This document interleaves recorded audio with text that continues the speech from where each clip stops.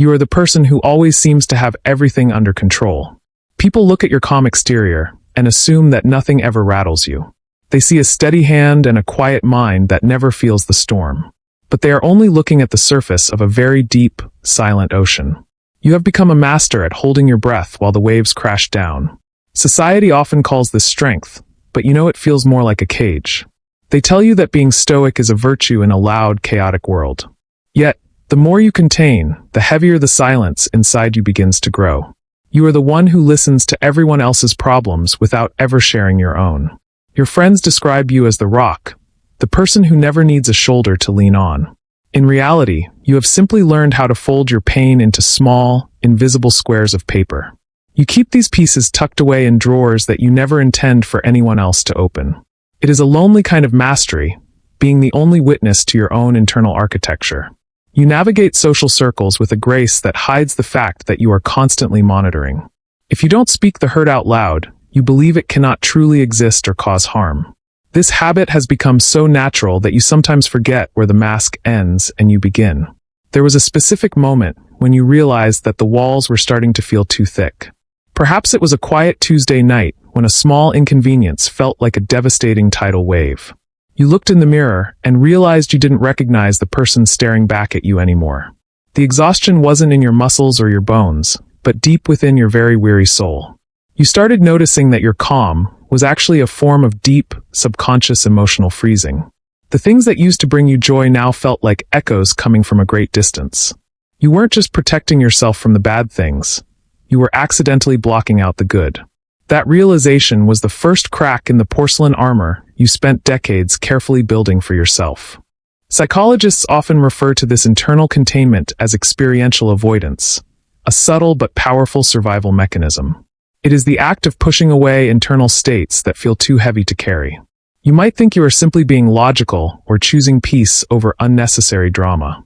In reality, your brain is trying to protect you from a perceived emotional overload. When we refuse to process our feelings, they do not simply vanish into the air. They settle into the body, manifesting as tension, fatigue, or a persistent, unexplained restlessness. This creates a state of cognitive dissonance where your outer life doesn't match your inner truth. You tell yourself you are fine while your nervous system remains in a high-alert state. Over time, this suppression becomes a wall that prevents genuine intimacy from ever taking root. True connection requires the very vulnerability that you have spent your entire life trying to hide. By bottling your emotions, you are essentially trying to build a house without any windows. It feels safe for a while, but eventually, you begin to run out of fresh air. You likely learned very early on that your emotions were a burden to others. Perhaps you grew up in a home where big feelings were met with quiet frustration. You realized that being the easy child was the only way to earn consistent approval. The adults around you had enough on their plates, so you learned to be invisible. You traded your voice for the safety of being the one who never caused trouble. This conditioning taught you that your needs were secondary to the stability of the group. In other school or social environments, you might have been shamed for showing any weakness. You saw vulnerability as a target and decided to become a fortress that no one could hit. This wasn't a choice made from malice, but a desperate strategy for basic emotional survival. The little version of you did the best they could with the tools they had. Now, as an adult, those same tools are starting to feel far too small for you. You are still playing by rules that were written for a version of you that no longer exists. Inside you, there is a constant war between the desire to be seen and the fear of exposure. You crave a deep, soul-level connection where you can finally lay down your heavy shield. Yet, the moment someone gets too close, you instinctively pull back into the dark shadows. You are terrified that if they saw the real you, they would walk away forever. So you offer them a polished, curated version of yourself that is safe and predictable. This creates a painful irony where you are surrounded by people, but still feel entirely alone. You want to be understood, but you refuse to provide the map to your heart. It is like screaming underwater and wondering why no one on the shore can hear you. You value your independence and your ability to handle things on your own terms. But deep down, you wonder what it would feel like to let someone else take the lead. You are exhausted from being the anchor for everyone else while you are slowly drifting away. The conflict isn't between you and the world, but between your fear and your true nature. Studies in behavioral psychology suggest that emotional suppression is a high-cost cognitive task for the brain. Research from Stanford University indicates that hiding your feelings significantly increases your physiological stress levels. When you mask an emotion, your heart rate rises and your blood pressure climbs. The effort required to maintain a neutral face drains your mental energy and focus. A famous study on the rebound effect shows that suppressed thoughts often return much stronger. By trying not to feel a certain way, you are actually feeding that feeling. Scientists have found that chronic bottlers often experience higher levels of cortisol in their systems. This sustained stress response can lead to a weakened immune system over several years. Furthermore, research on social dynamics shows that people can subconsciously sense your emotional wall. Even if they cannot name it, they feel a lack of genuine resonance. This creates a mirroring effect where they also become less likely to share themselves. The very shield you use for safety ends up creating the isolation you fear. However, your ability to contain your emotions is not a sign of brokenness. It is actually a testament to your incredible internal discipline and psychological resilience. You possess a rare capacity to process complex information without becoming immediately reactive. This means you are often the person people turn to in a true crisis. Your silence is not empty. It is a space where you are observing everything.